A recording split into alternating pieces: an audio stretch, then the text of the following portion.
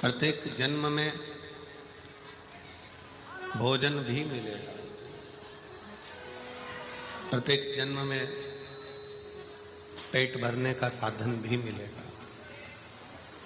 प्रत्येक जन्म में पीने को पानी भी मिलेगा।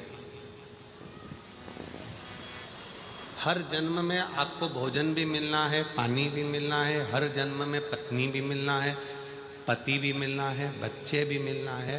पर जितने भी बाकी के जन्म हैं, उन जन्म में आप भगवान का भजन नहीं कर पाओगे।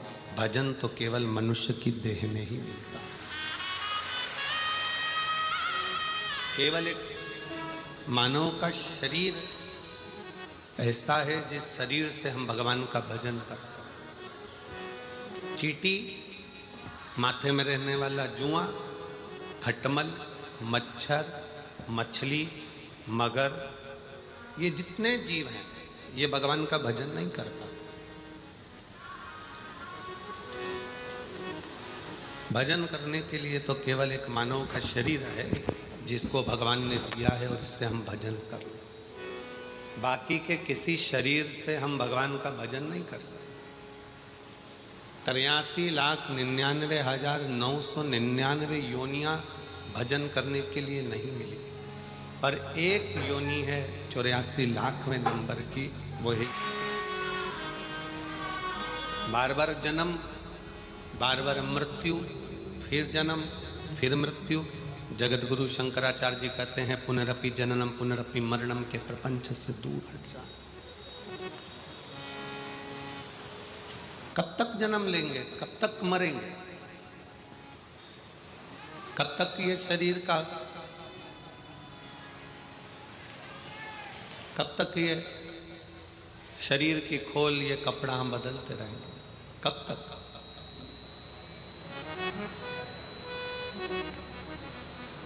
इसलिए मिलती है शिव नाम की दौलत कभी कभी, मिलती है शिव नाम की दौलत कभी कभी, होती है अपने पंजाब में शिव पुराण कभी कभी, होती है अपने भटिंडा में शिव पुराण कभी कभी।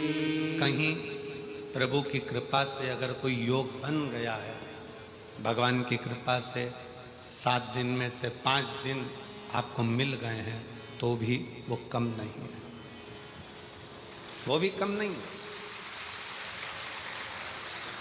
तुलसी बाबा का तो चरित्र कहता है कि आधी में पुनियाद, थोड़ा सा भी अगर मिल जाए तो बहुत है। कभी कभी हमने हमारे माता पिता के मुख से सुना था कि डूबते को तिनके का सहारा।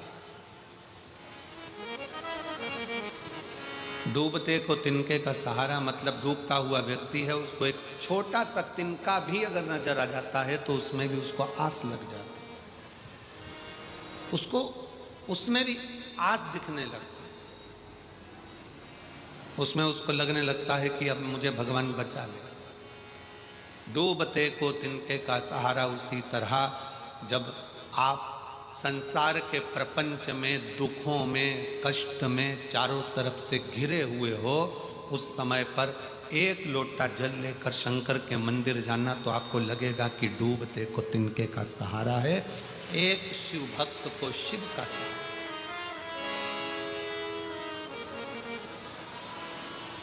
कितना कष्ट इस संसार सागर में जितनों ने जन्म लिया है, सबको दुख भोगना पड़ा, चाहे वो भगवान राम क्यों ना हो, चाहे भगवान कृष्ण क्यों ना हो।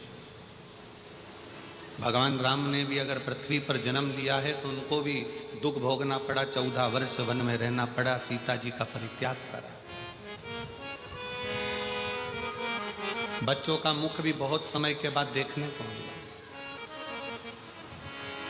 भगवान कृष्ण ने अगर इस पृथ्वी पर जन्म लिया तो भगवान कृष्ण को भी दुख भोगना पड़ा। जन्म कहीं लिया, बड़े कहीं हुए, विवाह कहीं हुआ, जाकर विराजमान कहीं हुए, और आखिरी में भी वो द्वारका का त्याग करना पड़ा।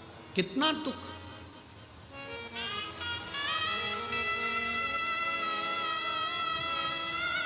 का झूठेला है, झूठ बोल रहा है। भगवान राम जी के गुरु वहीं खड़े हुए थे और राम जी महाराज के जीवन में भी दुख आ रहा था। भगवान कृष्ण के गुरु गर्गाचार्य बाबा भी वहीं खड़े हुए थे और भगवान कृष्ण की जिंदगी में भी दुख आ रहा था। कोई तुमसे कह दे कि मैं तुम्हारे कोई दुख नहीं आने दूंगा तो समझ लेना कि पक्का झूठ बोल रहा है। दुख मनुष्य का शरीर जो मिला है, ये हमने जो पूर्व में करा है उसको भोगने के लिए मिला है, पर दुख तो हमारे किस्मत में लिखकर आया है। बस इतना याद रखना कि उस दुख को काटना कैसे है, वो एक लोटा जल और शंकर की शरणागति धीरे धीरे वो काट ले। कोई तन दुखी, कोई मन दुखी, कोई धन बिन रहत उदास, तुलसी या संसार में सुखी राम का दास। सब दुखी। एक गरीब से गरीब व्यक्ति भी दुखी है तो एक करोड़पति डनलप के गद्दे पर सोने वाला भी, जिसके आसपास 50 नौकर लगे हैं, वो भी दुखी है। सुख काय में? आपकी भक्ति में। अभी कैबिनेट मंत्री और पंजाब शासन के प्रदेश अध्यक्ष माननीय अमन जी अरोड़ा जी आए थे और उन्होंने एक बात कितनी सुंदर कही, कितनी सुंदर, कि महाराज जी पंजाब क्षेत्र में, पंजाब में कहीं से भी निमंत्रण आए कथा के लिए तो आप कभी मना ना करें। कभी भी निमंत्रण आए और आप मना ना करें। ये तो माननीय मंत्री जी और प्रदेश अध्यक्ष जी का ये प्रेम है भगवान की विरल भक्ति से, और ऐसे मंत्री महोदय को और ऐसे प्रदेश अध्यक्ष को मैं धन्यवाद देता हूं जिनके दिल में भगवान बसा हुआ। साधुता देता हूं। उन्होंने हमको कहा और हम आपको कहते हैं कि कभी भी अपने पंजाब में, हरियाणा में, राजस्थान में, मध्य प्रदेश में, महाराष्ट्र में, आसपास के क्षेत्र में जहां तुम रहते हो, वहां से 200, 150, 300 किलोमीटर पर भी अगर आपको मालूम पड़ जाए, कानों में भनक पड़ जाए कि शिव महापुराण की कथा अपने नज़दीक में हो रही है, तो उसको छोड़ना नहीं है। जरूर एक बार पहुंचकर बाबा से विनय करना, जरूर। कोई तुमसे कहे कि दुख नहीं आने दूंगा, समझ लेना कि पक्का झूठ बोल रहा। किस्मत मनुष्य बनाई काहे के लिए, तो दुख तो आए। जब राम जी को आया, कृष्ण भगवान को आया, माँ जानकी को आया, ऐसा कोई बता दो जो पृथ्वी पर जन्म लेने के बाद जिसकी जिंदगी में दुख ना आया। राजा हरिश्चंद्र को देख लो, बड़े बड़े संत, साधु, सन्यासी, तपस्वी, साधक, उपासक को देख लो, जिनकी जिंदगी में रामकृष्ण परमहंस, स्वामी विवेकानंद जी के गुरु, जिनके सामने माँ शारदा, माँ दुर्गा, भवानी, माँ जगत जननी अम्बा सामने बैठकर बात करती थी रामकृष्ण परमहंस से, तो भी उनको बीमारी आ गई थी, कैंसर जैसे रोग ने पकड़ लिया था। नामदेव जी, तुकाराम जी, मीराबाई, कर्माबाई, जितने जितने पृथ्वी पर अगर जन्म लिया है और कोई तुमसे कह दे कि मैं तुम्हारे जीवन में दुख नहीं आने दूंगा, समझ लेना कि पक्का झूठा व्यक्ति है, तुमसे पैसे कबाड़ने वाला है। अगर बोल रहा है कि मैं दुख नहीं आने दूंगा, पक्का पैसे कबाड़ेगा तुमसे, ले जाएगा 25-50 हजार रुपये, 2-5 लाख रुपए।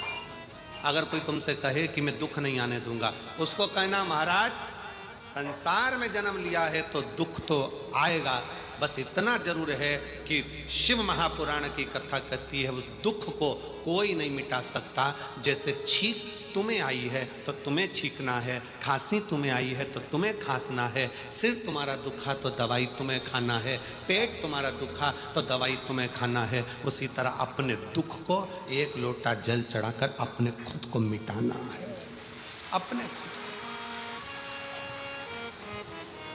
सियोर वाला महाराज तुम्हारे दुख को नहीं, तुम्हारा दुख एक लोटा जल से मिटेगा।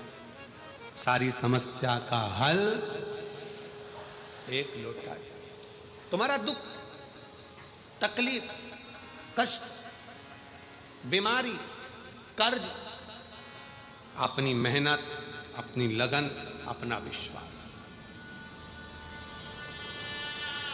थोड़ी सी भी बीमारी अगर शरीर में आ जाए, थोड़ा सा कर्जा हो जाए, थोड़ा सा दुख आ जाए तो रोना मत, बिल्कुल मत रोना। कह देना मैं जा रही हूं मेरे मायके सीहोर कुबरेश्वर धाम, मैं मेरे बाप से कहकर आती हूं कर्जा चुकाएगा।